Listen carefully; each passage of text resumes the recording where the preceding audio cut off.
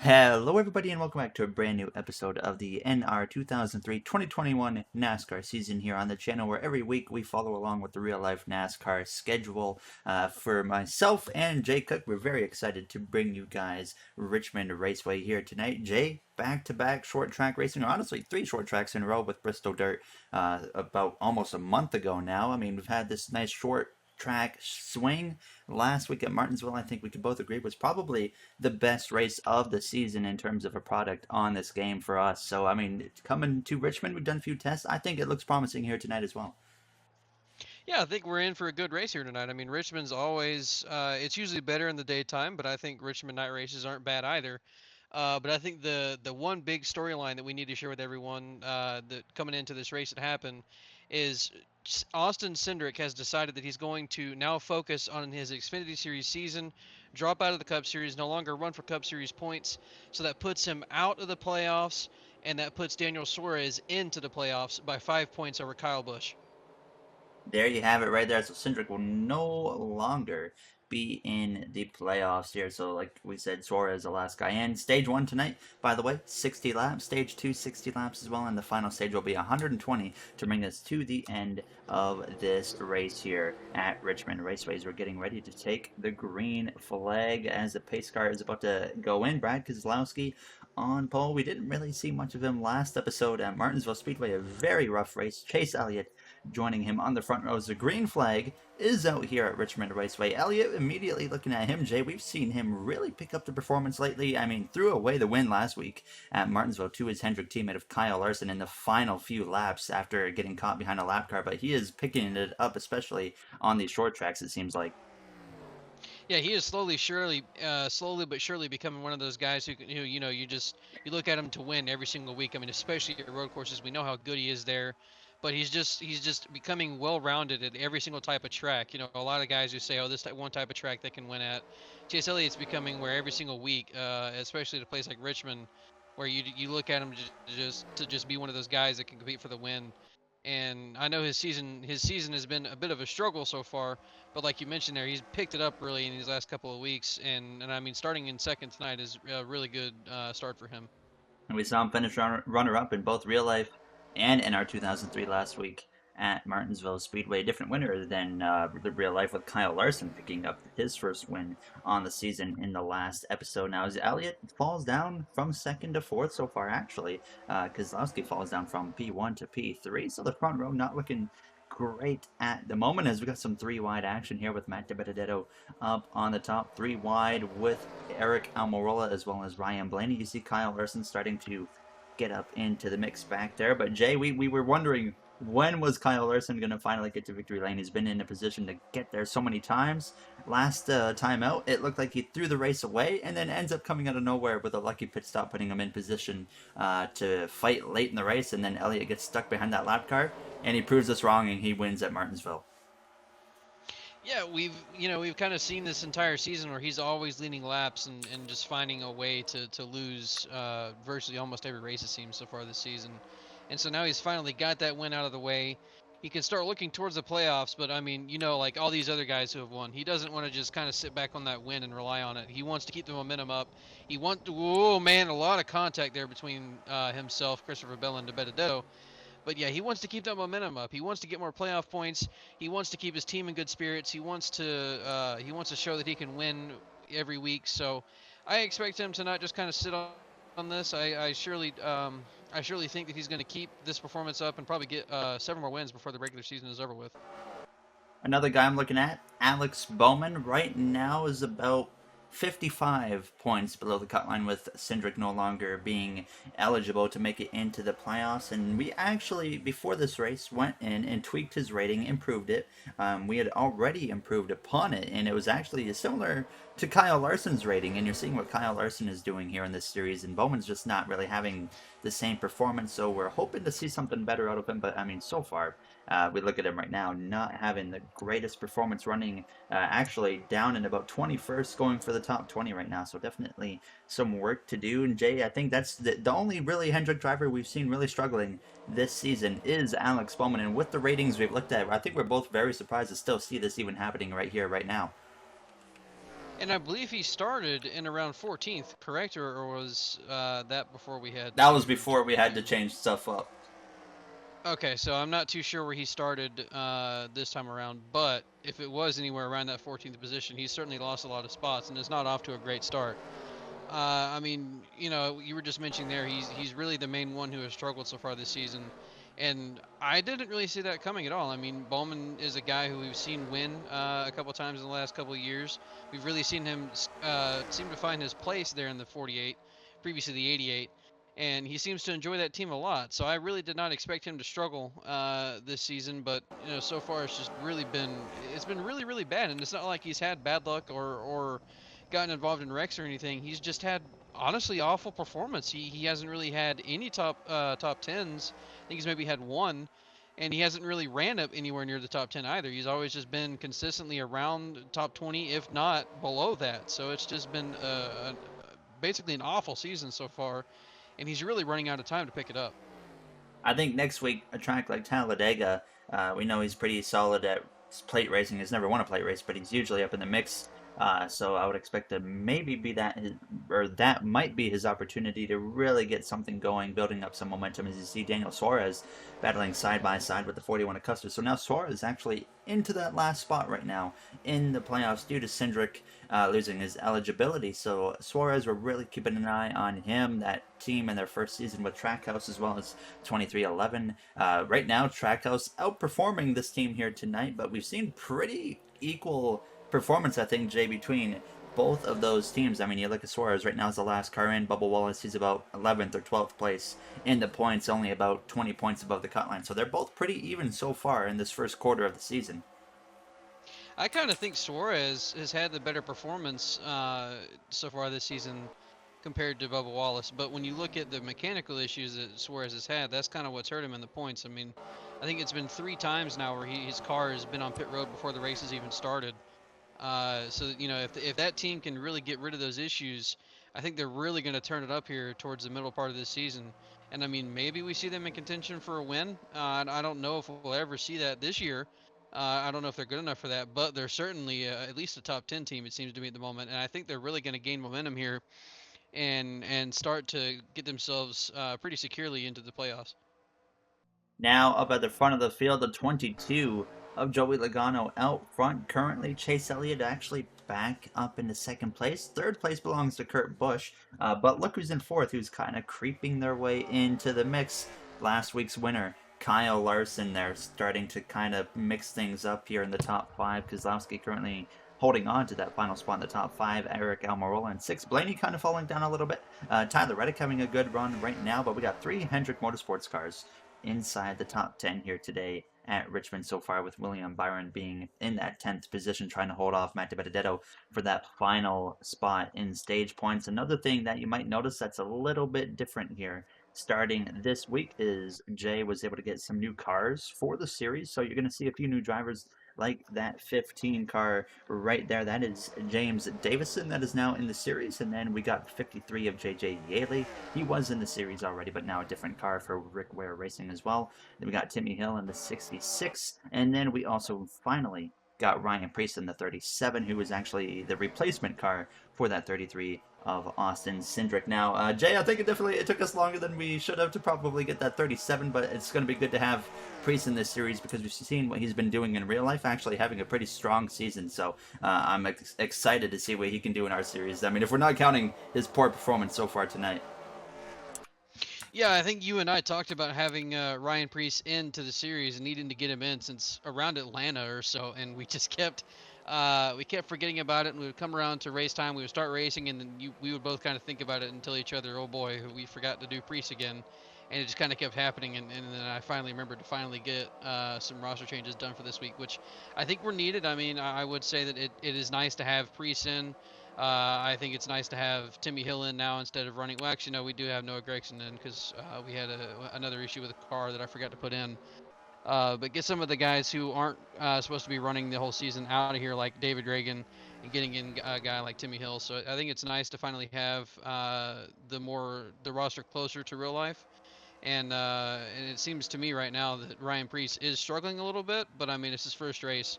I think it's his first race of the season. Correct. So I think give him a little bit of time, and he'll come in here and look a lot better. You're seeing Kurt Busch has now gotten past Chase Elliott for second place, but following through is his former teammate of Kyle Larson there in that 5 car. We're looking in the top left of your screen, fastest laps on the day through the first 23 complete laps. Kyle Larson has the fastest lap by about half a tenth over Kurt Busch, and then Chase Elliott's third, Logano fourth, Almirola fifth. And actually, what's in common with that top 5 fastest laps, all those drivers are currently in the top 6, or even actually the top 6 fastest laps are all the top 6 drivers right now. So we definitely seem to have the fastest cars right at the front of the field so far here. Is that 5 car of Larson seems to really start to be coming in, but that 22 of Logano, Jay, we've seen him pick up a win earlier this season at Phoenix Raceway in a photo finish against Ryan Blaney. Now here he is leading at Richmond. We saw him last week kind of have some issues, but we thought he was arguably actually one of the fastest cars. Just got trapped a few laps down. But here he is. It really seems like the short tracks are really helping out Joey Logano. It seems like Penske might have found something here at these short tracks. I think it's been a pretty up and down season so far for Logano, and I think the short tracks, like you said, are actually helping that team out a lot. If it's not for the untimely caution, or really, I think it might have been the untimely uh, strategy and pit stop there last week in Martinsville, I really do think he probably could have won that race, if not been in the top 5. So he's looked really good the last couple of weeks, but I just have to think that right now with the way that Kurt Busch and Kyle Larson look, they're going to easily pass him here. I mean, they've run him down and caught him very quickly. So I think that the Kurt Busch and Kyle Larson clearly have the best cars, at least the best cars in the long run. Yeah, I don't know exactly what the fuel run looks like for this race here in Richmond, but we do have the wear put at 2 times the normal amount, so we should likely see some green flag pit stops at some point, but we're already closing in on the halfway point of stage 1, which we have mentioned 60 laps for both stage 1 and 2, and then 120 in that third and final stage. But Kurt Busch is now right on that back of Joey Logano. Jay, we look at Kurt Busch right now. He has 221 points coming into this race. He is just barely above the cut line right now, and I mean we've seen some speed out of him, but he's kind of had some bad luck. But what could arguably, maybe still, we don't know for sure, it could be his final season in the Cup Series. Definitely would like to see him have a proper send off, make the playoffs, maybe pick up some wins. And so far tonight, I think this is the first time we've seen some potential race winning speed out of this car. It's very early to tell, but it seems like right now he's definitely got a car capable of contending for a win tonight. He's had a really good car in several races so far this season. Just haven't seen him get the results that he wants, whether it be wind up caught up getting in a wreck or a lap down like he was last week at Martinsville, where I think he had actually a really good car, just unfortunately caught a lap down. But I mean, yeah, he's had a I kind of like Logano. He's had another up and down season as well, and luckily for him, he's inside of the playoffs right now, and he's a little bit close to that line, a little probably too close for comfort for him. So I'm sure he wants to get a win or at least get a good points day to get some separation between him and that cutoff line. But I have to think, I mean, with the way he's been performing this season, that he's really going to be able to click off some good finishes and get himself easily into the playoffs. I think that Kurt Busch is going to at least be able to make it into the playoffs, and I think he'll be a contender at least for the round of 8. One thing I'm noticing here, actually, we're also seeing a bit of a 4 car breakaway right now for the top 4 drivers, but it seems like everybody's running right on that bottom, and it looks like, honestly, it might be a bit of a challenge to pass here tonight at Richmond because I don't really see anyone experimenting up with that second lane. So, honestly, Jay, do you think that's going to turn into a bit of a problem now for a driver like Kurt Busch? On the long run, maybe. It certainly seemed like at the beginning of the race when these guys were on fresh tires, you could easily make the outside groove work a little bit. But yeah, on the long run, it may be a bit of a struggle to pass on the outside line. But when you have as good of a car like Kurt Busch and Kyle Larson, all you really need to do is just get on that guy's quarter panel coming out of the turn, and put your nose to the inside of him, and you don't even need to worry about that outside line. You can put yourself to the inside of that leader. So I think that maybe give them a couple of moments here, and we'll see either Larson or Kurt Busch challenge. And if they don't, I mean, I guess that'll show you easily right away that just how hard it is to pass here. Because I mean, they caught him extremely quickly, and if they're not able to pass, I think that'll show kind of how hard it is to pass here tonight. A nice crossover move right there from Kurt Busch. Actually got cleared by Larson, crosses over onto the inside, tries to get back by on that bottom line. They are both very fast here as we go down into turn 3. Elliott just settling in behind them, waiting for them to figure it out and then try to make a move maybe to the inside of Kyle Larson if the opportunity arises. But Larson holding his own up here on this top line now as he cleared Kurt Busch on the inside a lot quicker than Kurt's trying to get by that 5 of Larson right now as we exit turn. So you do see some lap traffic up ahead that is going to become an issue potentially here within the next probably 10 laps or so now as Kurt continuing to try and clear that 5 of Kyle Larson. Now as we look through the rest of the field right now, Eric Almirola currently rounding out the top 5. Jay, nice to see him get up in the mix again. We saw him really strong early in the season, picked up a win, and then he kind of fell off a little bit now, and here he is tonight though, having a nice run so far here in early in stage 1. Yeah, I mean, he was, I think, another one like Kurt Busch there for several weeks. We were talking about always up front, and we were really surprised by it. And then he got that win, and he's just kind of fallen off ever since, a lot like Kevin Harvick has as well. So I don't know if it's an SHR performance thing. I mean, we haven't really seen any of those 4 cars be really good, aside from occasionally Eric Almirola and Kevin Harvick at the beginning of the season. But so far tonight, yeah, he is running really well. And I don't know if he's going to stay in that top 5 because I think there's been a couple times this season where he has ran well early and then slipped back. But certainly a run that I'm sure he wants to see himself have, and I think he wants to start building some momentum up. And I don't know if he's going to be able to do that. I really don't think that Almirola is a championship-winning driver, but I mean, who knows? He could prove me wrong right here. Not seeing a whole lot actually out of Kevin Harvick tonight so far, down there in P14. Bowman has actually worked his way up now to 15th place behind Harvick. Kyle Busch having a bit of a rough night, P16. Last week was the first time we really didn't see him have a terrible race. I mean, he led some laps, won a couple stages, got some playoff points. He actually did take out Ryan Newman, so he was still a part of an incident at one point now. But overall, he had a strong top 10 finish at Martinsville Speedway, a step in the right direction for sure for the Joe Gibbs Racing driver. But right now, tonight, not having a very good run now is Logano working his way through the first lap car. Kyle Larson maybe trying to use that 78 car as a pick right here and make a move off the inside of Kurt Busch as it comes through to cross the line. Already less than 20 laps to go in this first stage now, as Larson might actually get kind of caught up behind that 78 of BJ McLeod now as they come through out of turns 2. We've seen the lap traffic, Jay, so many times this season play a big role. It wasn't much of an issue, surprisingly, last week at Martinsville Speedway, and honestly, so far, if you're not in that second lane, I don't really think it's going to be a bit of an issue tonight. I think Larson and Kurt Busch are already getting a little bit frustrated with the way that they were battling each other there, going back and forth, not able to really make a pass. And then the 78 coming in there and being in the way of Larson for a moment, and then really being in the way of Kurt Busch, I'm sure did not help its situation there. I think Kurt Busch right now is probably very mad at that 78 for just sticking right in his way. But I don't know, or I don't think it'll take him long to get back around Chase Elliott and probably go back at Larson again. I mean, they just seem to have really good cars at the moment. Just can't get past Logano. And another thing that I've seen this season so far that has been very interesting is every single race we have done, we have not seen a driver really pull away from the field ever. I think the biggest lead we've maybe seen is about a second and a half potentially, unless there was some weird lap car circumstance that allowed the leader to get way ahead. But other than that, Jay, we've seen close, consistent racing all season long throughout the front 2, 3, 4 drivers is all staying within close range of each other, battling it out for the win the whole time out. And I mean, we see the drivers mix up throughout the race, but no one ever seems to actually be able to get away from the second place car. And that's what's been one of the most entertaining things about this season, to me, in my opinion. I mean, it's always guys going at it. Whether we have somebody pull away right there at the beginning of the run, and we have 2 or 3 guys catch them, kind of like we have here, where Logano ran away, got out by about a second and a half or so, and then got just ran down by Kurt Busch, Kyle Larson, and Chase Elliott. And so I think that's been the most entertaining thing is we haven't really seen a lot of these a guy just pull away and absolutely dominate a race. I mean, pretty much every single race this season, we've always had somebody right there in contention, 2 or 3 guys fighting for the lead.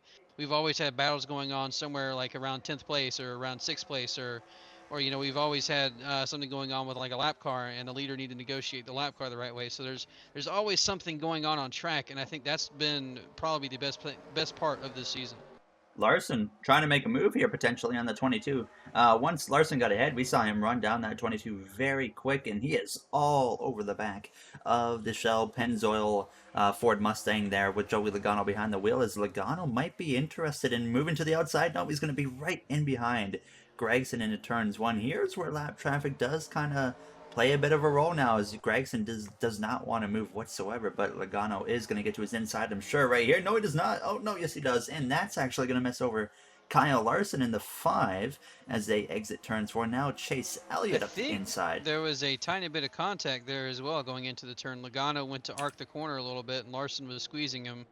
I think they made a little bit of contact there, but I don't think it's enough to leave any damage for either the drivers to be concerned about. Visually, it does look okay on the right front of the 22 now as Larson drops down to P4, going for the lead, now down to 4th, just with one lap car. So it definitely looks like it is going to play a bit more of a role tonight than we might have anticipated a few laps ago now, as we look at currently rounding out the top 10 now, as there's a bit of a break from lap traffic for a few moments. We're going to get a look. Almirola still leading that next group of cars in P5 through 10. Matt Benedetto right now trying to hold on to that final stage point. Jay, we've also seen a driver like Chase Briscoe. He's currently a rookie this year, had a very rough start to the season. Martinsville actually had a very strong race, and here he is tonight running P11, which I think for a rookie is actually another pretty strong effort here. So it seems like maybe a lot earlier than I anticipated he's starting to find something.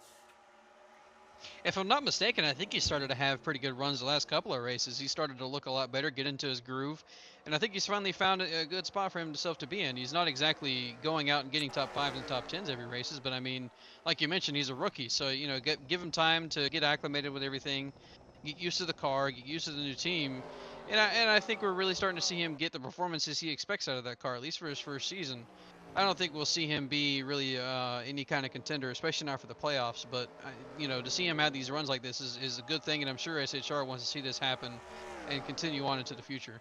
Into the top 10 he goes, by the way, passing the 21 to Benedetto as well. Look at the race we got going on for the lead right here with Elliott right on the back of that 22 of Logano. We're coming up to the final 5 laps now of stage 1. Larson trying to look back to the inside of Kurt Busch, but Logano, since he took the lead, has not looked back. Well, I'm sure he's been looking in his rear view mirror quite a bit, actually, as he's been under the pressure a lot from 2nd, 3rd, and 4th position here as it goes down into turn 3. Elliott trying to put that pressure on in that Napa Auto Parts Chevrolet Camaro. As we look up ahead, there is a couple lap cars that's actually Rick Ware racing cars in the way. Jay, I don't think either of us have been impressed with what we've seen from that Rick Ware racing team. I know in our Going Racing podcast, we earlier this week had a topic about this team, and it just, we're not a fan of how they've exploited kind of the charter system and just see how far off the pace they are and just taking up positions that really should not belong to them in the first place. Yeah, I have some pretty strong opinions on that team, and I don't really know if I should be voicing those opinions. But yeah, they're the way that they run themselves is pretty yikes to me. And yeah, the way that they exploit the system is really just, I do not like it. I do not like Rick Ware for the way he runs that team. Just kind of uses it for a money grab and really does not put any kind of performance into it. So I really do hope that NASCAR finds a way. We've already heard Steve Phelps talk about it, that he wants to find a way to redo the charter system, make it where it can't be exploited like it has so far, and to make it where it really is in the hands of the best teams possible, Oh, and not in with guys who are just using it as money. As we have pit stop starting. coming to the final lap of stage 1, Kurt Busch stays out, the white flag in the air in stage 1 as we do the command to make sure they do bring out the caution. That was unexpected. And yeah, I mean, this is going to shake up the whole finishing order of the stage as the guys on the pit lane right now might go a lap down right here, but they aren't going to have to pit, and then Kurt Busch will. But out of turns 4, Kurt Busch stays out, and now all of a sudden he's going to come through and win stage 1. Wow. Logano throws away the stage victory, but it's going to be really interesting to see what happens here now as Almirola second, Truex, Reddick, Briscoe top 5. Alex Bowman gets some crucial points in 6th to Benedetto. Chris Buescher, of course, once again finding a way to get some points. Kyle Busch up there in the mix as well as Daniel Suarez rounding out the top 10. Jay, I have no idea what that was about. Maybe a strategy call from those guys coming in. I mean, everyone has to pit here, so I guess they do get the wave around. So they actually might be okay for everybody that pitted. I am actually not sure about that. I'm gonna put on my Larry Mack hat here for a second, and so I think that when the caution came out and Kurt Busch crossed, oh, it looks like William Byron has an engine issue. Rip. That's not good for that team. He was really starting to have good performances lately. But I was gonna say, I noticed that when Kurt Busch was coming around there to grab the pace car, there was already at least 3 or 4 guys off of pit road, and I think they keep their lead lap. So if they indeed do, then that'll take away the wave around right there, and that'll really put guys like Joey Logano, who I know was still on pit road, and I think maybe Denny Hamlin and a couple of others, or several others, that'll really put them in a bad situation here. So do we potentially Also, I have don't think these the wave guys on around the lead lap? exists. Oh, I also don't think the wave around exists at this time, so this might actually wind up putting Elliott's a part of this group right half the here. field or more. So is Logano, as well as Kyle Larson. These are guys right here that actually came into the pit lane coming to the final lap. The 37, I do see some damage on his car, by the way. Don't know where that came from. But very confusing overall. We do see all those guys on the pit lane, and then we're going to I'm have also not Denny sure if Hamlin. this is lead lap cars pitting or if this is I think this is lap down cars pitting. So I think we have over half the field a lap down right now. It looks like 23rd place down currently is trapped a lap down. And that includes, it's saying currently Logano, Larson, all those main guys are on the lead lap, but Harvick, Blaney, Bubba Wallace, the I don't 41. know how accurate that is. Yeah, we'll find out here in a moment. Um, Very weird situation. I did not anticipate this happening at all. Now, as you see, all of these guys now coming back onto the track. So the important thing is really about Kyle Larson, Joey Logano, Chase Elliott, drivers going for the race victory now as we see the field cycle through once again.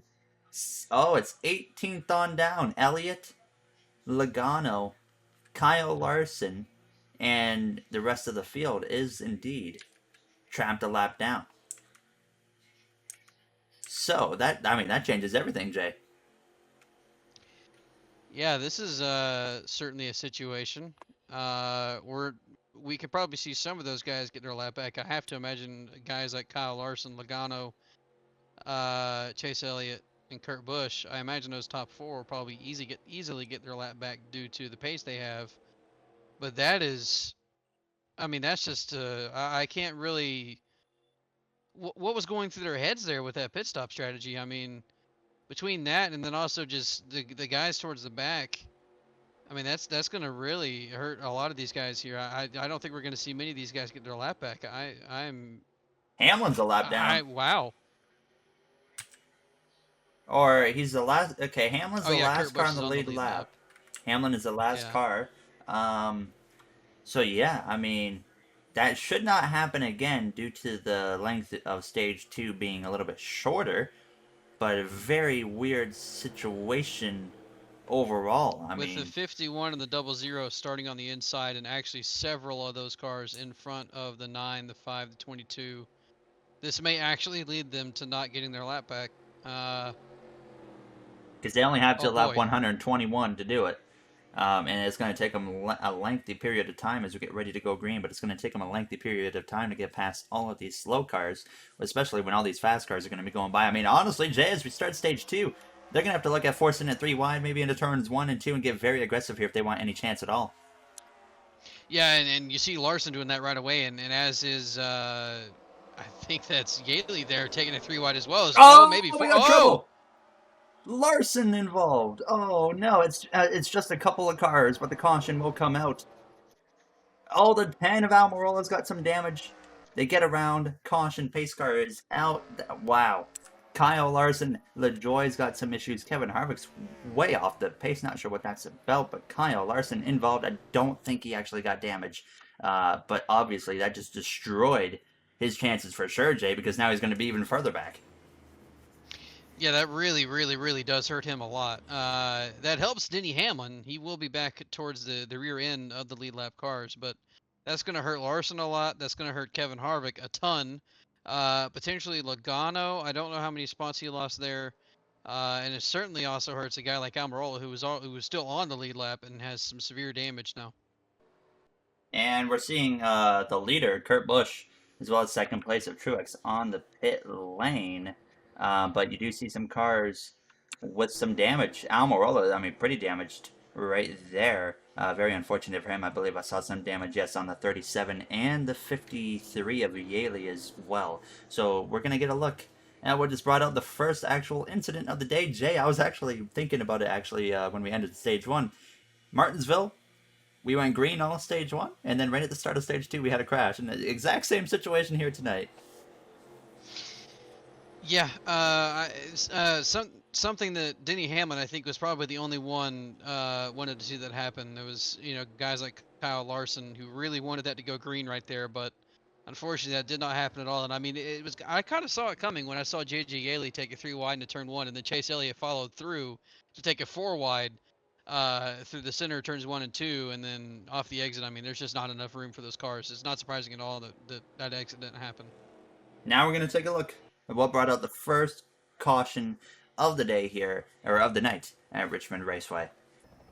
53 of J.J. Yaley squeezes the 96 of Ty Dillon up into the 10 of Almirola. They all go into the outside wall. You see them crashing there. Kyle Larson gets a piece of it as well as the rest of the field moves through. I saw LaJoy actually right at the end clip the 96, and that actually made his engine expire there. And actually, you see right there, look at that. 3 wide between Jones, Suarez, and Kyle Busch across the line got very close as well. But overall, Jay, I think we just saw Kyle Larson's hopes get shattered. I mean, of course, Almirola was having a good night, so all of a sudden, within the final or the last 10 laps of this race, a lot of big names that were looking good with big issues. There's still a really big possibility here that we have some more cautions and some things happen to where Larson can get his lap back. But yeah, I agree with you. I think that early caution right there really cost him his chances of getting his lap back. With that said, we are going to go to a quick break here from Richmond and bring you guys back for the first actual restart due to a crash here tonight at Richmond. Welcome back to Richmond Raceway. It's going to look a little bit weird, so after those pit stops, Eric Almirola is leading after being involved in that crash. And Jay, we look at the 10 car right now. It does not look in very good condition, and it definitely doesn't look in condition to be leading the field to a restart, I don't think, here in Richmond. I think this, I think Logano is seeing that right now, and he's really, really hoping he can take advantage of that. He wants to get around this 51 very quickly and hope the 10 kind of stays in the way for a moment, and that way he can. I think he's in a really good spot right now to try and get his lap back. But I mean, He's the going to 10 is force even it. faster than the 51, so here we go. This is his chance. A lot cleaner this time around than the last one. That was a good move by the 22 of Logano. We know he has the speed to be faster than the 10 of Almirola, especially now. With the damage on that car back here, it's getting a little dicey with these Rick Ware cars in the mix, but it looks like they're going to keep it clean for now. 3 wide action back here. This is going to get a little bit ugly, I think. Oh, they were almost 4 wide, but they somehow settle it out as they go down into turn three. Martin Truex Jr., I think, has an issue, and Almirola is coming to the pit lane. That one's not a surprise, but I don't know. Truex, for some reason, pitting. Logano, now side by side with the new leader of Matt DiBenedetto, as he's going to get back onto the lead lap. And I mean, a whole bunch of just baffling stuff happening right now, Jay. But now Logano finds himself in position to where he needs a caution. And look who's coming right there behind him, Chase Elliott. I think Elliott, if he can get around Newman here, he's going to be. Whoa, Keselowski had a big slide there for a moment right there off of four. Great catch by him. But yeah, I think Keselowski really wants to hurry up and get around Newman here and go right at Benedetto, which I think he'll be able to easily do. Oh, we got a lot of close. Oh, I just saw a big Oh! moment. Oh my God, Quinn Half, the rookie, Hamlin, a bunch of cars involved now as the caution out again. Briscoe's already in the pit lane. I saw the 00 actually go airborne. It looked like he got hit from behind. That car is destroyed. And Jay, that puts Logano now on the lead lap here. So we got a big driver, a contender, back in the mix. I think we'll soon have another one in Chase Elliott get back on the lead lap as well in this next restart. Wow. Well, just like last week again. Stage one, very calm, green the whole way. Stage two, things started picking up as you're going to see the leader of the Benedetto come into the pit lane. Newman was behind him. Newman, of course, was actually now the first car lap down, but no, lucky dog, he has to fight his way the hard way. But we're going to immediately go into the replay, get a look at what just brought out the second incident caution of the day here at Richmond. So as they're going into turn one here, Chase Briscoe kind of bumps Hammond a little bit, pushes him into James Davidson, and it's just all on from there. Really big hit there for Quinn Hoff, for Kaz Gralla, really even for Chase Briscoe as well. I mean, just really, really big incident, and a lot of guys here with a lot of damage. With that said, we're going to go to a quick break here, leaving you off with the view from the interior of the 14 involved in this latest incident. Welcome back here to Richmond, getting ready to take the green flag. So Matt DiBenedetto now leading the way over Chris Buescher. Jay, once again, as we get going here, I would not be surprised if we get another crash. Now is Quinn Houff. Oh boy, he does not take off whatsoever. Wow, actually, that's slow. Holy. Is he going to get through here safely, or will he get taken out again? I mean, when you're that slow, we do have more trouble. Oh, goodness. The 10 of Almirola. Logano involved as well. Logano just got his lap back. Does he have damage? That's two crashes in a row now where the guy who just got their lap back immediately involved in a crash. You saw it with Denny Hamlin, last caution, now Joey Logano. That one, I think we can put the blame on Quinn Houff, stacking everybody up there. And out of turn two, everyone just came together. It looked like now is Logano. I mean, wow. Wins, or no, he was in position, to win stage one. Threw it away with a pit stop, handing it to Kurt Busch, and now here he is, very well having his chances of anything ended. Hamlin, a bunch of damage still. He is still on the track, but, I mean, you see as well damage on the 16 of Kaz Gralla. But what a, change of events we've had here at Richmond, Jay. Everything, this whole race, the whole just dynamic has completely changed at the start of this second stage. As soon as those guys made pit stops, it really just ultimately changed the entire feeling of this race. I mean, we went from having, I think, 34 or so drivers on the lead lap to 18. And then ever since then, we've had, I think we've gone a total of, 3 green flag laps. So it's been just, oh no, I think there's been a little bit more than that. But it has been a calamity ever since the start of stage 2, to say the least. Time to get a look. Once again, you see a lot of skid marks out of turn two. They've been crashing there quite a bit recently here as we take a look at the most recent crash. Aric Almirola slides up the track to the center of 1 and 2 into the 66 of Hill. He gets turned. Logano, the 16 of Gralla, the 15 of Davison piles in. Hamlin just barely gets through that as well as the caution comes out for now the third incident on the night here at Richmond Raceway. Welcome back again from Richmond. A little bit over 30 laps to go in stage 2. Jay, we've seen a lot of shakeups recently here. Now we have Chase Elliott joining DiBenedetto on the front row with an opportunity to get his lap back. But, I mean, it's almost like there's a bit of a trend tonight where the guy gets their lap back and then wrecks in the next caution. So it'll be interesting to see what goes on with the 9 here. I really do think that Chase Elliott's probably a little bit worried about that right now. But I mean, I think we'll easily see him take this lead back lap here. Take this lead lap back here. There we go. I mean, he's just got such a fast car, and I'm not saying DiBenedetto doesn't, but I mean, we know that Chase Elliott's got one of the best cars in the field tonight. So him starting on the front row here is really good, and especially him having the inside line is gonna probably be a good advantage for him. And never mind, he's already fallen behind DiBenedetto. Yeah. Oh! Oh! Oh, Hamlin, Logano, Custer.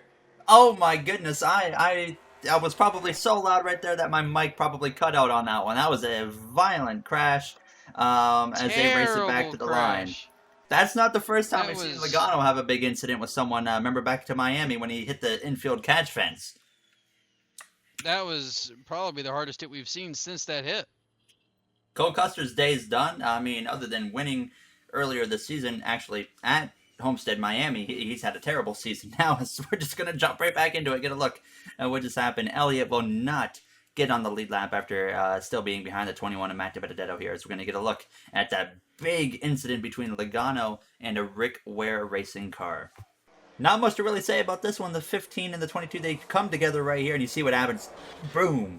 A huge hit, and a bunch of cars in the background pile in. Denny Hamlin, Cole Custer, arc brakes. Now it's a caution comes out here as we're going to get another look, though, at this crash. It looks like to me Logano just kind of comes down a little bit and clips the right side of James Davis, and they go flying into the wall. And then, unfortunately for Cole Custer, there he just had full ARCA brakes and did not slow down and gave himself a ton of damage. And that's the Rick Ware racing car of James Davison, his first actual race in our NR 2003 series. Well, it comes to a massive hit and a massive failure for him with that Rick Ware Racing 15 Chevrolet Camaro. Logano now involved in the last two incidents. Now, I mean, once again, we're going to go to a quick break as Quinn House still remains in the race, by the way. But we'll go to a quick break, come back here for, once again, another restart in what has been a crash-filled Stage 2 from Richmond.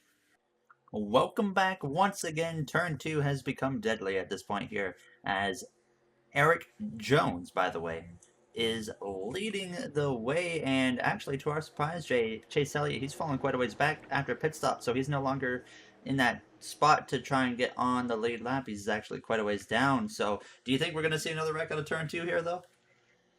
I fully expect it to happen again. It's happened, I think, 4 times in a row now. It seems like turn 2 has just become calamity corner.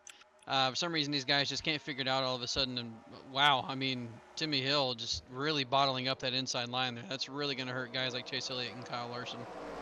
Keep an eye on the midfield. That's where it's been going down. This time so far clean. Logano still in the race, by the way, as it go down into turns 3. And for Elliott needs to make up a lot of ground. That is very close right there with Cody Ware in the mix. Anthony Alfredo now is, I mean, these lap cars, Jay, being in the mix now have just created absolute chaos. Or not lap cars, I mean these slow guys really creating some chaos here. Yeah, the damaged cars are really creating some interesting action and definitely creating some moments.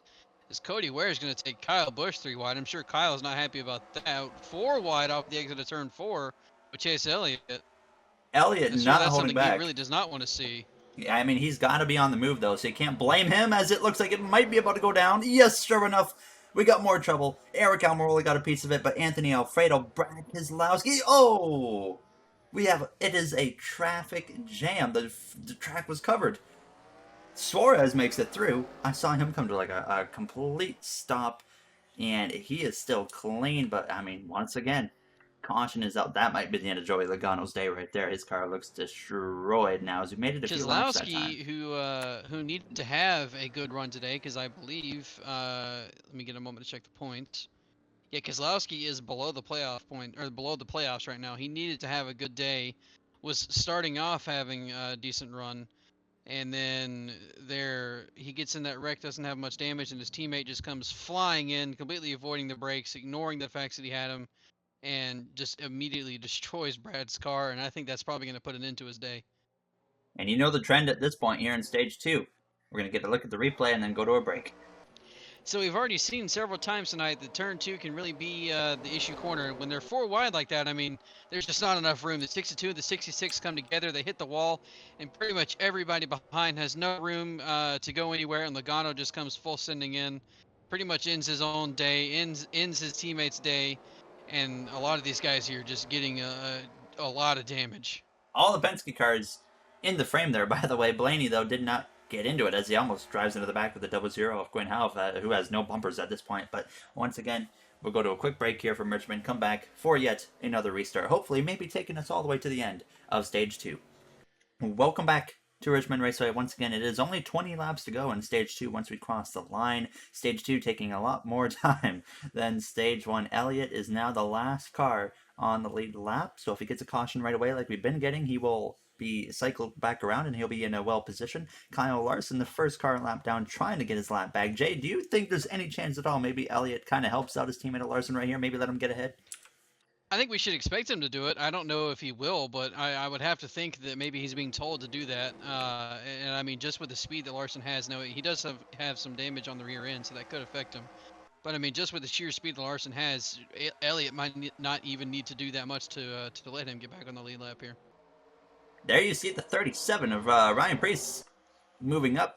Tyler Reddick, by the way, is leading the race over Matt DiBenedetto. Bubba Wallace a lap down as well, trying to move through, as I saw Rick Ware car in the mix, actually. Now, as we look through the rest of the field, a little bit hectic there for a moment.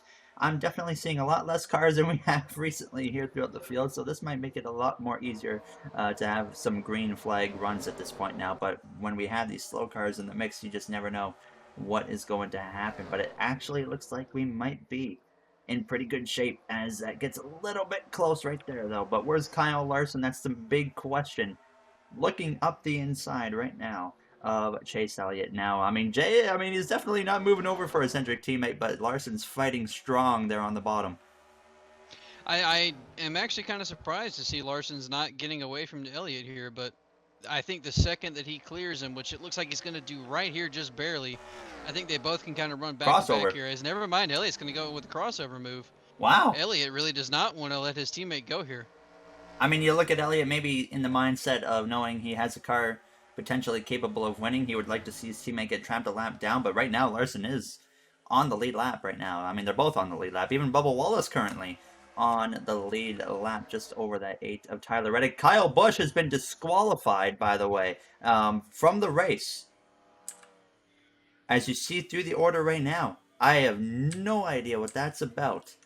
But Kyle Busch, perfectly clean car, has just been disqualified from the race. Jay, do you have any idea what in the world in this game could lead to something like that? No, I don't have any single clue. We saw it happen last week as well, I believe, and I still genuinely have no idea what can lead to a DQ. I don't think it was minimum speed. I don't think it was a black flag on pit road. I legitimately have no idea what could have caused that. I mean, you look at the point situation now. He was already on the outside looking in, not by much. But that's just going to make it even worse for him. He didn't really pick up many points tonight. He was having a rough night. And now he's going to... Actually, he's going to get last place maybe for that, won't he? Because a DQ, are they going to put him lower than a DNF? In Caution. real life, yes, they would. I have no idea how it would work in NR, though, as we are back under caution. Looking around. I don't see anything that stands out. It might be one of these cars back here. Kozlowski's back here. Quentin Halves way off the pace. Those guys were running him down quick, but either way, caution is now out on the track. And we look at these three drivers right here. So Tyler Reddick, Matt Benedetto, of course, were running up towards the front here, but we got three drivers right there that just got their lap back. And Jay, I'm a little bit surprised that the 23 was able to muscle his way up there. He didn't seem to have the fastest car, but it is clean, and I mean, he just made it work. Showed some really good pace right there and was able to just get around Tyler Reddick and really started kind of catching Chase Elliott and Kyle Larson. I don't know if they've made some kind of adjustments on that car or what, but he really showed enough speed to get around there. And I think that also just kind of goes to show how quote unquote, for lack of a better term, weak the leaders are right now, with Tyler Reddick and Matt Benedetto being up there at the front, kind of just taking advantage of the situation they've been given. But now with Chase Elliott and Kyle Larson both getting back on the lead lap, I think we'll really see them charge to the field if they can stay out of trouble. And we'll see them get back up towards the front here before this race is over with. So now let's get another look at what brought out the most recent caution here from Richmond. Martin Truex Jr. not laying over for drivers coming down in front of him. Right there, you see the 78 comes down, and Truex just sends them into turns one, turns them around, smashes into the outside wall. So BJ McLeod brings out the caution here from Richmond. And once again, we'll go to a quick break, come back here for the restart, and hopefully bring it to the end of stage 2 with about 10 laps to go. Welcome back from Richmond, as things are already getting spicy before we've taken the green flag. It has reached a new low here tonight at Richmond now, as they are door banging as we go down into turn 3. Christopher Bell, Jay, maybe he's trying to get into the pit lane. I really have no idea what he's trying to do. I'm not too sure if he's supposed to be on the inside here, because I mean Reddick is a lap car. No, Reddick's the leader. Car. Yeah. Yeah, no, I meant to say lead lap car, and I think Christopher Bell is a lap down car, so I don't know what that was about, but that was interesting. We're back underway, and now Reddick is gone. I mean, with less than 10 laps to go in the stage, the closest car to him on the lead lap is the 21 of Matt Benedetto, who's got to get through both the 20 as well as the 10 of Almirola and Christopher Bell. We obviously are going to keep an eye right here on the midfield to see if anything goes down, because that's where things have been happening on these restarts so far. So good. Now is Elliott, Larson, Bubba Wallace. They have all returned to the lead lap. So now 14 cars remain on the lead lap now as they are three wide out of turns two. But Jay, we look at a guy like Larson, Elliott, Bubba. They just got to stay out of trouble because they're in that very dangerous position right now. Oh man, really close there off of turn four. It took my breath away for a second, but yeah, especially a guy like Chase Elliott right now. I mean, he's putting himself in a situation that, as we've seen them get, Oh! Yikes! Suarez! Stenhouse, the 53 of Yaley as well, involved in another incident in turn two. None of those guys we were talking about got involved, but they were, Jay, right in that area of where they could have easily gotten taken out. they were very close to it. And yeah, just as I'm talking about them being in, especially Chase Elliott, being in a spot he doesn't want to be in, they wreck right around him. And luckily for those three, they weren't involved, but man, they were close to it. Will that end stage two? That's the real question here. It's going to be very close, actually. Might be a one lap dash or something like that, but I mean, we're just going to go right into it. Get a look at another crash here from Richmond. Once again, turn one, and once again, Rick Ware. JJ Yaley goes down into turn one and just kind of comes up into the 47. And the 47 spins off the front end of the 99 and the 62. And unfortunately for Suarez, he got some pretty good damage there, I think, on the right side. But I mean, Kyle Larson right near that, and he was really lucky to miss it. Very close call for Kyle Larson there. He was actually on the inside of drivers like the car that we saw got hooked into the right side wall of Stenhouse. So a very close call for him. Now as we're once again though going to go to another break here from Richmond. Come back for a restart now, and we will determine if this will end stage two or not once we come back. Welcome back from Richmond. Alex Bowman has won stage one. Bubba Wallace second place. So stage two. Sorry, I mean he won stage two. Stage two was supposed to end when we hit lap 121, and we decided to just call it on lap 120 to not mess with the caution command when the caution car or pace car is already out. Don't want to risk any weird things happening there. But obviously, once they cross the line to hit lap 121, it's going to be the same positions anyways. So there you see the top 10 on your top left. Kyle Larson, Jay, we look at drivers that literally just got their lap back. Kyle Larson, Chase Elliott, and Bubba Wallace all managed to get to the top 10 here for stage two. And Bubba using some pit strategy there, I think, to get himself into second place. So really good for him to get back on the lead lap and take advantage of some of these guys still caught a lap down and get himself into second place and get him some necessary stage points. And now we are going to get this third and final stage underway. 120 laps complete. 120 laps remain. Now, as they're already going four wide into turns one, and they have not learned their lesson whatsoever. Jay, I think we're about to have a crash right here, actually, as they exit turns Yeah, and two. this might involve a lot of cars. Whoa, okay, Wow. they kept it together. I think that's the first time we've seen it work tonight. So far, yeah, absolutely. Now, as we look up front, Bubba Wallace to the lead. At Richmond, as Kevin Harvick now is on the lead lap as the last car, but Bubba is not holding back, trying to make a move. Jay, that 23, I don't know where they found it. Now as well, they actually just went crashing with Chase Elliott involved in the back there, as I see out of turns two, and I see Quinn Helf does not have a brake pedal, Arca brakes. and his car is destroyed. He is smoking big time. Chase Elliott involved this time, not a whole lot of damage, but caution is once again out. Goodness gracious, this has turned into a crash fest, hasn't it? It really, really has. I mean, the start of stage two, we got the first caution, and ever since then, these guys have just been dealing with slow cars. They've been dealing with guys who are lapped down, being desperate, and it's just caused for some major issues off of turn two. I mean, we keep seeing them try to go 3 and 4 wide, and it's just not working off that turn. And we'll get another look at it right here, where it looks like I think it was BJ McLeod getting turned head on into the wall. Chase Elliott decides to stick his nose three wide in the middle between BJ McLeod as well as Ricky Stenhouse Jr. And you see right there, it does not work. A big hit there for McLeod. Elliott got some damage, and then you'll see Quinn Elf right here, boom, comes piling into the side of the 47. Bunch of smoke pouring out of that car. I believe that actually will be the end of his night finally, after he was involved in probably 4 or 5 incidents at this point here in Richmond.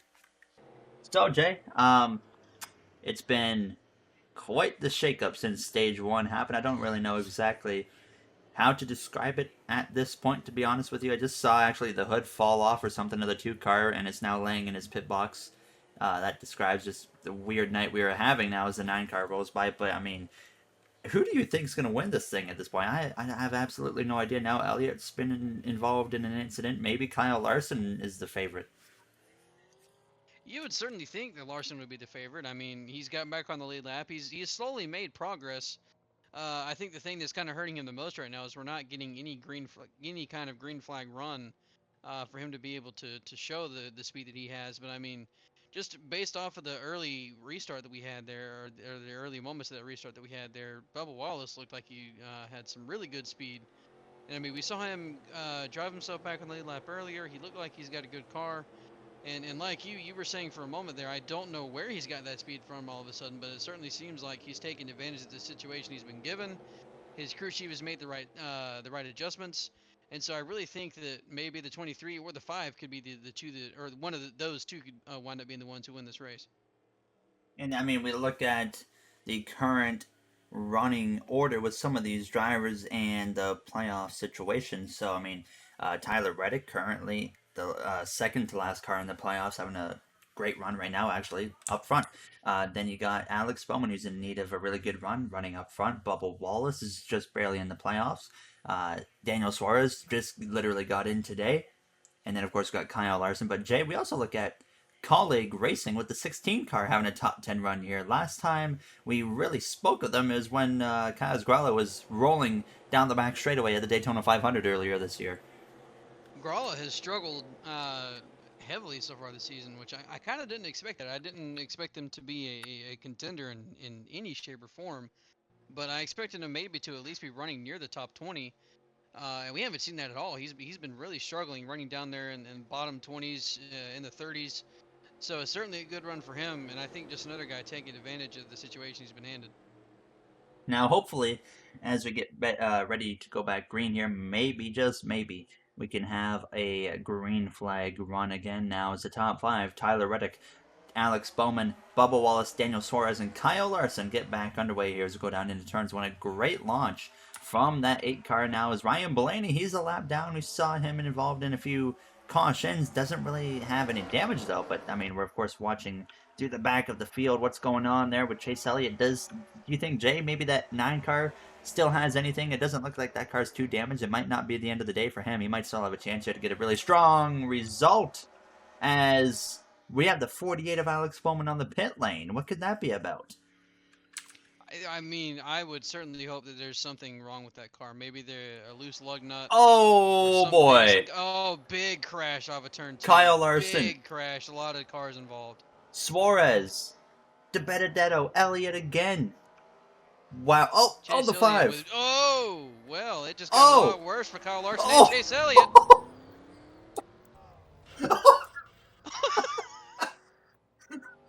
Well, dude, guys, still getting it. well, I think Larson would have been fine, but not anymore.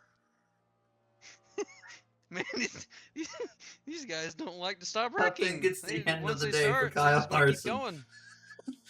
I don't think Larson's continuing. No. So I guess lucky for him, he's got that wind to rely on. Oh boy.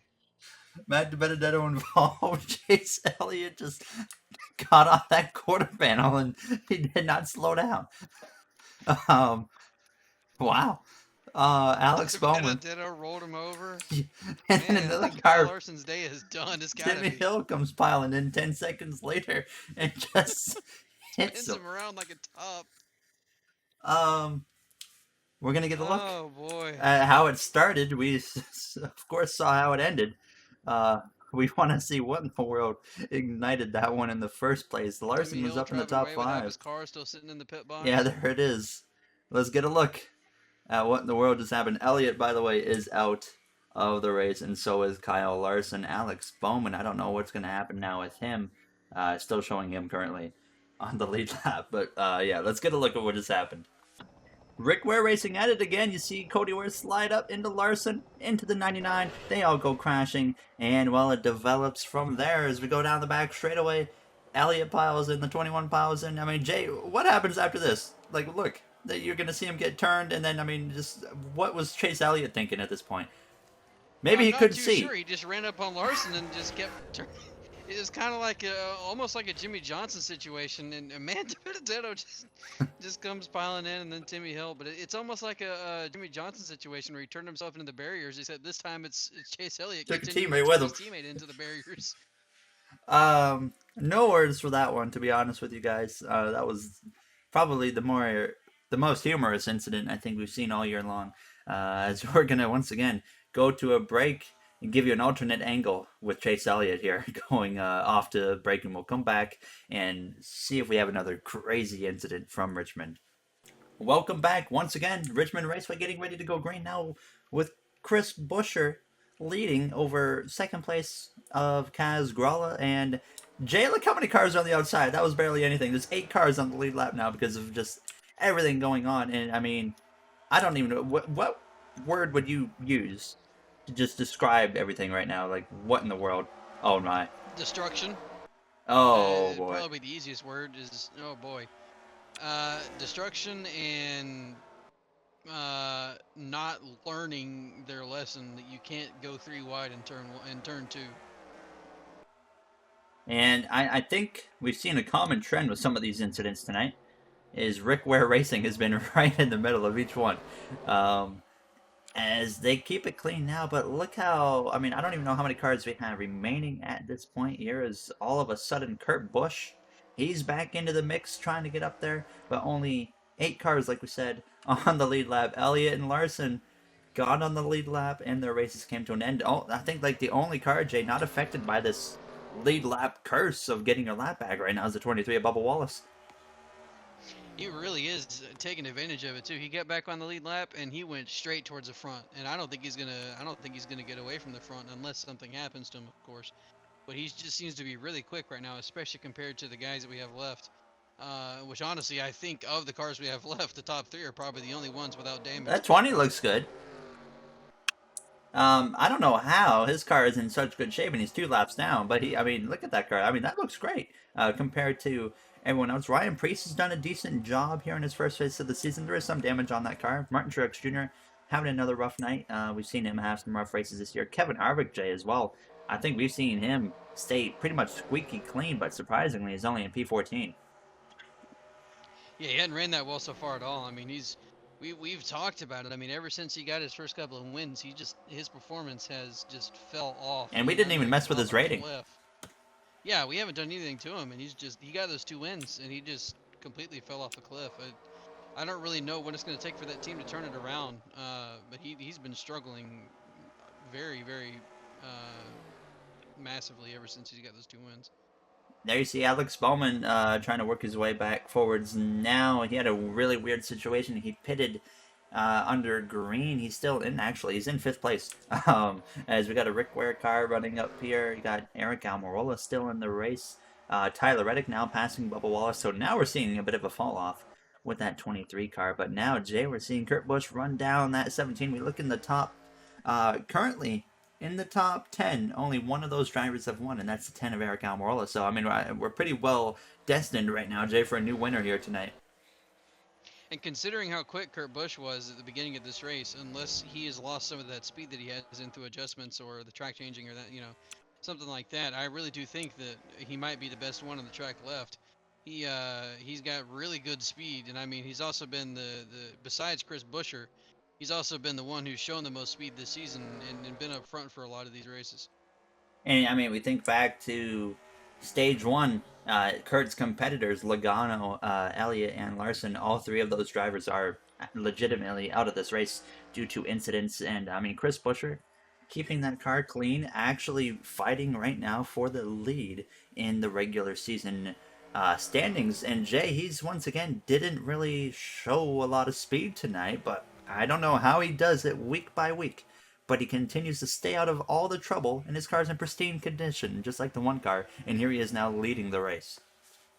And that's what's led him to have this points lead. I mean, he's really just been consistent in keeping himself out of trouble all season long. And if this continues, I mean, especially with the way that these races go, where once, most of the time, once one wreck happens, it just catapults into more wrecks and a lot of guys getting damaged and DNFing. So if he can continue this streak, I mean, I think he'll easily slide into the playoffs, probably in the top spot, and get those 15 extra points. which for a guy like Chris Buescher, who's not going to win a lot of races or get a lot of stage points, that's huge.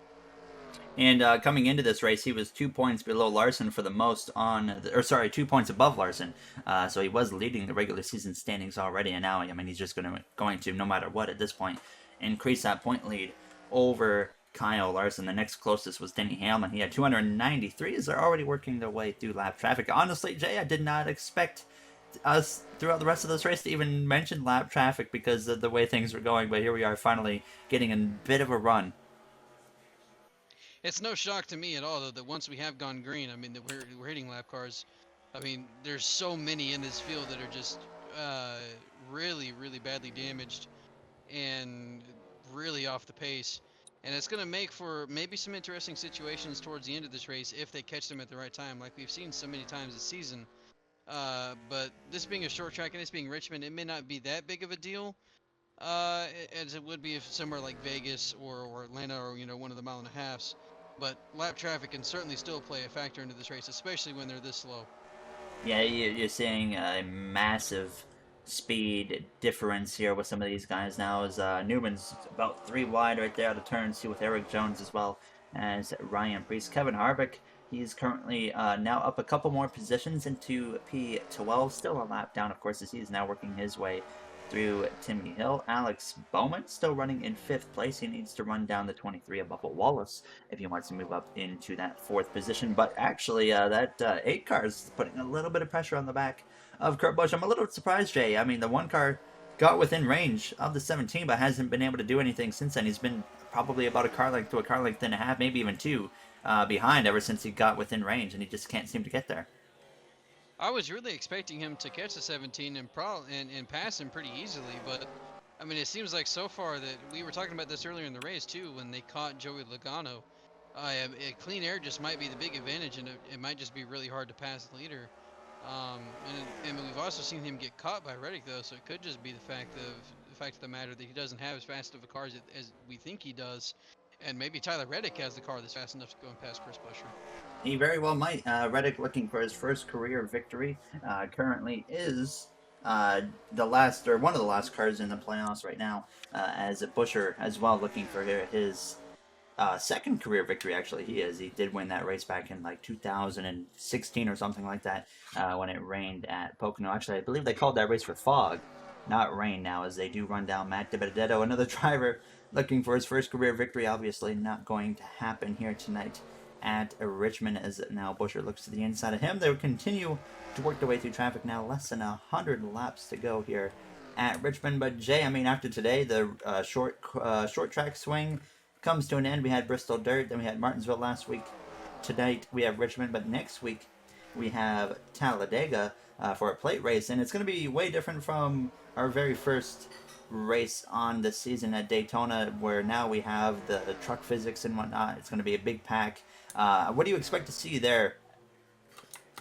I expect to see a lot of what we've seen already so far this season. A lot of wrecks, and certainly some crazy 3-4 wide action. Where these guys are really going at it, and I'm really excited for it. I can't wait. I think it's going to be a much better race than the Daytona 500. Not that race is bad, but these truck physics just make the plate races so much more exciting. They're in a pack like they are in real life. They're able to make moves. They get runs. And certainly we also do see the occasional wreck, and we'll probably once again see that next week. So I expect to see these guys in a big group of cars next week, and I imagine that if they can keep it clean, we'll probably have a good race of 3 and 4 wide just about the whole time. But I would not be surprised at all if we do see some big wrecks. Very much looking forward to that one myself, as well as Tyler Reddick clears Chris Buescher for the lead on the And he outside made now. that pass on the outside. Yeah, we haven't seen that much. That was Bowman, by the way. He's moved up into P4, passing the 23 of Bubba Wallace, who continues to fall down the order here in Stage 3. Ryan Blaney moving his way through the field. Actually, Jay, we might see Blaney fight his way back onto the lead lap. He's looked really good here recently. He's run these guys down, and if he winds up having a better pace than Reddick, we could see him get back on the lead lap. But with us going green and the field being so separated like it is right now, and with there being so little cars left, I don't know if we're going to get another caution to end this race. Nah, as I said that though, watch us get another caution here in the next couple of laps. Yeah, I wouldn't be surprised, but at the same time, seeing how spread it out it is and how few cars, like you mentioned, we have, I wouldn't be surprised if it does go green to the end at the same time now. But we do still have some Rick Ware cars on the track, so anything can happen. Now is Truex, I mean, down quite a bit in the field right now. 15th. Kevin Harvick's worked his way up to now 11th. So he's continuing to claw his way towards a top 10 position. But there's only 23 cars left in the race. 24th on down from Chase Elliott, spanning all the way through to 39th place of William Byron are all out of the race. Kyle Busch 31st with a disqualification. Still no idea why he's disqualified, but he is no longer in the race. P31, a rough night for him on points now, as things have calmed down quite a bit here at Richmond Raceway. The race for the lead right now is between both the 8 and the 17 of Buescher, but you're seeing there the 8 of Reddick is actually starting to get away a little bit here as they come through out of turn. So a little bit of close calls there. We're going to make sure they kind of get settled out. Oh, the 12 laying the front bumper to the 99 of Daniel Suarez right there as they come through out of turns 4, but they do sure enough keep it clean. But Blaney not wanting to wait around whatsoever. But now that they have calmed down, we're going to go to a quick break here, an actual break under green flag conditions for the first time here tonight at Richmond, and we'll come back and bring it to the end of this race. Welcome back here from Richmond Raceway. Tyler Reddick still leading the way. About 60 laps to go when he comes around one more time. He had hit lap 181. Kurt Busch second. Well, look who's come up into the mix. Alex Bowman is putting pressure on the back of the 17 of Chris Buescher as we come through out of turns. So it's been a very similar gap between Kurt Busch and Tyler Reddick since we went to a break. It's been hovering about a second and a half to 1.6 seconds the whole time, and it really hasn't been changing at all now. But Jay, we're really seeing some speed out of that 48 car of Alex Bowman. It seems like they have all of a sudden started to find something. But another thing I'm keeping an eye on is we got Ryan Blaney the first car lap down, but look who's been hunting him down. Kevin Harvick, I think, has a lot of speed in that number 4 car right now. Long run seems to be a really big advantage for the 4 and for the 48. I think Bowman might have fallen a little bit too far behind to do anything unless he takes off this next run really quickly. But, I mean, they certainly do seem to have good long-run cars. So if this race goes green to the end, we could maybe see Bowman at least challenging for second, if not maybe going at Tyler Reddick for first. But I kind of doubt that we'll see him do that. I think he's lost too much time. But, yeah, Harvick as well. If he can get himself past Ryan Blaney, and let's say we have a caution, I mean, that puts him right there starting on the front row with the leaders, and he could maybe do something to get himself back on the lead lap. So 2 things to watch for there. Bubba Wallace still P5, but he has dropped off quite a bit here. Now over 7.5 seconds, probably about 8 once they come around one more time. But we do believe green flag pit stops are going to be on the way here pretty soon now, as I did see Kyle Gralla come into the pit lane and he was in the top 10. So I would expect some pit stops to be on the way here momentarily now as we look through the rest of the field. There's really not a lot to look at now, as I mean, we only have now 23 cars running at this point, so almost half the field is gone. Yes, we got some pit stops now. The 17 of Chris Buescher here. Jay, I think it's a pretty easy call. 4 tires, fill it up. But the question is, we look at the situation. Are they going to make it comfortably to the end here? Oh yeah, they can easily make it. 60 laps is the fuel run, and there's less than that now, so they can easily make it to the end. And I believe the 17 is the first of the first 4 cars or so to pit. Correct. So I think that is a really good move for them. Excuse me. He's probably going to be ahead of Tyler Reddick here just with a tire advantage, and that's a really smart move there by that team. That's a really good strategy call. I like that. If I'm Kurt Busch, I pit right here. He's been hovering around the same gap, but I think the 8 car is staying out. Kurt Busch is staying out as well. Bowman doesn't even have a chance to pit, but we're looking through the rest of the order. I mean, we got drivers like Bubba Wallace on the lead lap. Is he going to pit? No, he is not. So I think this is a great call, actually, from the 17 team now as they come through out of turns 2, heading down this back straightaway. But we're going to watch lap after lap to see when they come into the pit lane. But Jay, I think it should be a no-brainer for Kurt Busch to maybe try a short pit and get himself out in front of that 8 car. It should be a no-brainer for any of these guys to pit at this point. I mean, you can make it to the end. You've already had the 17 get on pit road. You know he's going to be a lot faster and probably gain position and time on you, especially Tyler Reddick.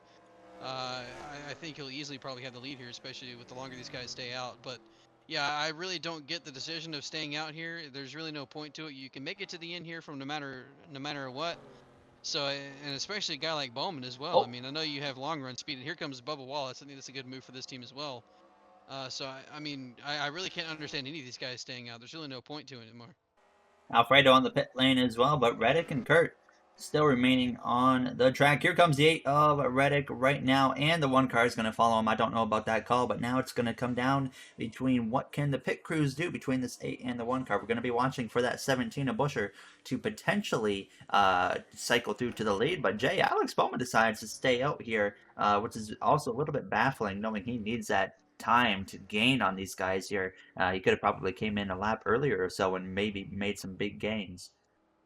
With the way he had speed towards the end of the run, you really think that his team would want to get him into the pit box as soon as they can, get fresh tires, and then get him to the long run, and hope to keep him in that position. I mean, the only thing I can think of is he's on the pit road now, so that strategy kind of goes out the window. I was going to say the only thing that I think they're maybe trying to do is stay out long as possible and hope for a caution, but pitting a lap later tells me that that certainly went out the window and it's not what they were thinking. So I don't know. I don't really understand the strategy call there from Bowman's team, but at least he didn't stay out an extra 3 or 4 laps. He only went one longer than the 2 leaders. Look at the time Kurt Busch lost right there. A bit of an awkward moment, too. 3 wide. But Kurt Busch lost quite a bit of time on the pit lane. And now Chris Buescher is looking to the inside of Tyler Reddick. I mean, Jay, it's going to take a little bit for the eight cars tires to warm up. And now, Buescher's going to move out in front.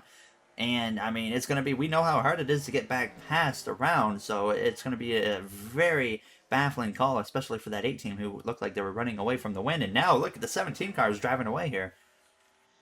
That was a really, really great call by that 17 team. I mean, just probably call of the season to this point. If that winds up winning him the race, that's just that's perfect execution by that team.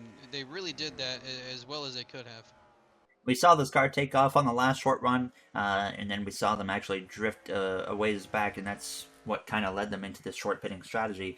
So we'll have to wait and see how this kind of develops over the rest of this final run to the checkered flag. Reddick, I don't know, it looks like he's really overdriving that car. I don't know about you, Jay, but it looked like he was sailing it off into turns 1 and 2.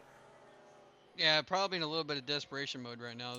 Knowing that he lost the lead due to pit strategy, knowing that his car is a little bit worse off right now than Chris Buescher. He's probably overdriving it a little bit too much, which he doesn't need to do.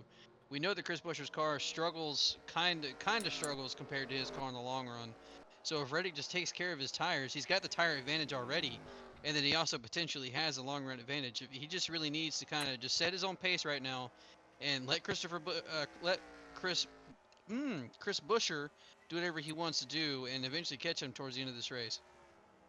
And there you saw right there a 1.34 second gap right now between Buescher and Tyler Reddick. So it's going to be interesting to see if Reddick can run him back down. But it actually looks like the 1 car of Kurt Busch. He's quickly closing in on the back of Reddick. Bowman's over 5 seconds behind right now, just coming out of turn 4. Kaz Gralla is no longer on the lead lap. He is still in the top 10 though, as we come through out of turns 2 down the back straightaway. The gap now is closing actually between the 8 and the 17. So it seems like those tires are starting to get warmed up, and it's already actually coming into play for that 8 car. But the 1 car is coming into the mix very quickly, which is a bit surprising. We saw they were very even before they pitted, so all of a sudden maybe they made an adjustment with this car, and it really seems to be paying off, Jay, because look, now within a car like Kurt Busch is on that 8 of Reddick, he might be able to make a pass on him here within the next 2 laps, and maybe he could be smart and use that 19 as a potential pick. I think Kurt's car was a lot like Buescher's. It takes off in the early run compared to Reddick, so he's probably going to be a little bit quicker here towards the beginning of this run. But I really do think that we should watch for Reddick here to be a lot faster on the long run. He's got the tire advantage. He's got the better long run car. So if he doesn't lose too much time here and doesn't put himself in a bad situation, he really could be in a perfect spot to start gaining time towards the end of this race, and make these passes right back. Kurt Busch clears the 8 of Reddick for that second position as we come through out of turns 2. We're going to go away for one more break here and come back and bring you guys to the end of Richmond with now 41 laps to go as Chris Buescher comes through to cross the line. Back already from Richmond. Kurt Busch ran down the 17 of Chris Buescher and is driving past him within 2 laps. He was 1.3, 1.45 seconds back, and he's already just drove all the way up to the 17 of Buescher and is driven right on past him as they come through out of turn two. So I did not expect to see that right there. The 17 falling off actually quite significantly now as they come through out of turns four. So you look at the top 10 right now. I mean, we got only 6 cars on the lead lap now as Reddick runs P3 closing in as well on the back of that 17 of Buescher. But we just wanted to get that to you right there. But once again, we'll be right back momentarily here from Richmond Raceway. Welcome back to Richmond Raceway. 25 laps remain, not a lot of time at all. And we got an interesting scenario right here where we saw Kurt Busch pass the 17 of Chris Buescher, drive away. Tyler Reddick ran down the 17 of Buescher very quick, but has been stuck behind him ever since and now is 3.5 seconds behind Kurt Busch. Jay, I mean, we mentioned earlier about a driver really not running away, but here we have Kurt Busch long gone because the 8 cannot find a way past that 17 of Buescher. And I mean, at this point, with less than 25 to go now, Reddick, who we thought had the fastest car late in this race, has now clearly thrown any chance of winning this race out the window unless he gets a caution. Yeah, you really, really messed up there, kind of sitting behind the 17. I mean, I understand maybe he's kind of struggling to get by the 17, but I mean, just with the tire advantage that he has, he should not be struggling as much as he is. And even if he gets around him at this point, I think it's just way too late to do anything. He's got to run on him right here. He may actually get him going into turn 3, which, in fact, he does get next to him. Let's see if he gets by him. Out of 4, side by side, but now 4 seconds between Reddick and Kurt Busch. Now 4.3 seconds just after that one lap. So that one car is long gone right now. He clears the 17. Will Buescher get a chance to cross him over? That's going to be another thing to watch. It does not appear that will happen as they go down into turns 3 now. As once Reddick gets clear of that 34 McDowell, it'll be very interesting to see what pace he has in that car to see what he potentially threw away. That's another 210 cell right there, 4.5 seconds. And it looks like he's even having trouble, Jay, trying to get past the 34 McDowell. Yeah, I'm not too sure what's going on right now with this 8 car. He does not have the pace that he had prior to this run. When you and I both were expecting him to be the guy who wins this race. He's really fallen off. And Kurt Busch, everything right. I mean, you know, decent strategy. Got himself the better tires towards the end of this race, and then also just the perfect adjustments. And he's really running away with this right now. And he's also getting through the lap traffic really well, which is something that the 17 and the 8 are struggling to do right now. It was a clear track for the 8 this time, so it'll be interesting. It was 4.7 seconds now. It is 4.78. So he does lose nearly a whole tenth there on that last lap now, as Reddick has to get through 3 lap cars alone to have any chance at Kurt Busch now. As he's going to try and look up the inside. There's another moment right there that's going to hold him up even more as we come through to turns 4. So Kurt Busch cruising to victory so far, as it looks. We've seen in history, Jay, this season of some late race cautions kind of spice things up, so I wouldn't rule that out, but things right now looking very calm. But look at all this traffic in front of Kurt that he's going to have to deal with. So it might not fully be over, but we look at Kurt right now. 221 points coming into this race. He was one of the, towards the bottom of the playoff grid, and now, I mean, having a great night, looking like he might actually lock himself in with a win here tonight in what could be his final season, as we mentioned earlier. He's navigated his way through the lap traffic really well, which is, again, something we've seen the 17 and both the 8 and 17 struggle with. And with as much lap traffic and slow cars as there is right now, I mean, it's you know, that's something really important. And Kurt Busch has done a really great job of it and gained himself a lot of time to where even if he does struggle with a group of cars, he's got 5.5 seconds or so. I can't actually read that number because my screen is kind of fuzzy. 5.4. So he's got a 5.4 second advantage. So he can even sit behind a guy like Eric Jones and just kind of cruise it into this race now. I mean, he's really got a nice gap built up, and he can just kind of cruise his way to the end of this race, unless there's a caution. And with 15 laps to go, still plenty of time for that to happen. But like we mentioned, it's been a lot more calm now. But I mean, Kurt's still driving away. It was 5.40, now 5.64. 1 lap later, that's 2.5 tenths pretty much right there that Reddick lost, and he has nobody around him right now. So it's baffling, Jay, when we saw them on the last run. Reddick was ahead Kurt had about the same amount of speed, so he wasn't able to close in on Reddick. They pitted the same lap, and I mean, clearly the one car has made some type of adjustment that has allowed that car to just take off compared to the 8 car. Yeah, they've really made a good adjustment there and made a good strategy call. And I think that the 17 had the clear advantage early in the run. We know he was good on the short run. He had the tires. He had the better tires compared to the other two. He was able to gain himself enough time. And then, once they got 5 or 6 laps into the run, that tire advantage kind of went away, and Kurt Busch's adjustments in his car just took off. And we've seen him sail away with this win ever since then. So really, really nice to see from Kurt Busch's team there. I mean, we've seen them run up front a lot this season. They haven't got the results they've wanted, but it seems like so far, it seems like here today at Richmond, they're going to get the result they need and get themselves locked into the playoffs. A good run here for Kurt Busch, just trying to hang on for 11 more laps. Once he crosses the line, there you see Christopher Bell has kept his car in good shape, but still actually down in 17th place. I mean, Kevin Harvick, Jay, I mean, haven't really talked about him much. We know he's kept the car clean, and now finds himself running up there in the 8th position, actually trying to run down Alex Bowman and pass him on track, not for position, but we've clearly seen that Harvick today, finally, this is the first race, I think, since when he won at the Daytona Road Course back in, February or very early March, that he's actually had a successful race so far, and, I mean, has had some top 10 speed, which we've seen top 10 speed out of that car, obviously, a lot, but they've had so much bad luck, but is finally rebounding from what has been a terrible stretch of races.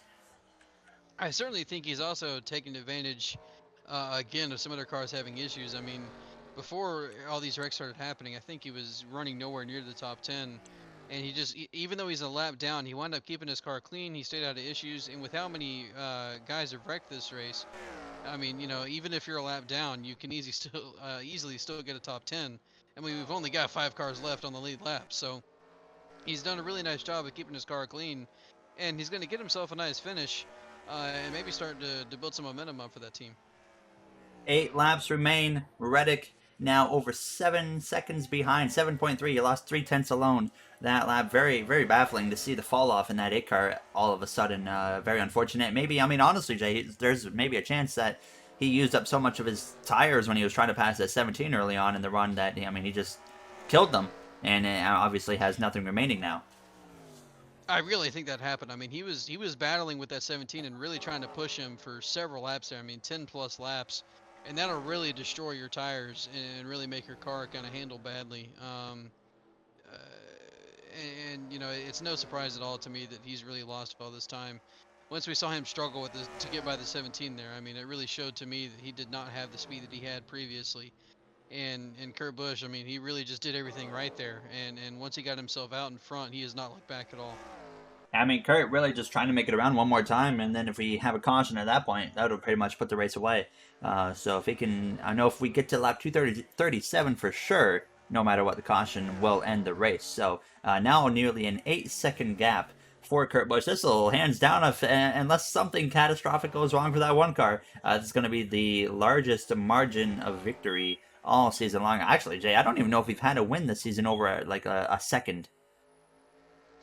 I don't think we have. We pretty much had, we've for the most part, even if we have a long run towards the end, we usually have a caution right towards the end of the race, and so I think you're right. I don't think we've had a margin of victory that's nowhere. We've had no one. We have not had one anywhere near this large so far this season. So, just in the race that we're talking about, we don't have guys pulling away. Well, we have one pull away and absolutely just dominate towards the end of the race.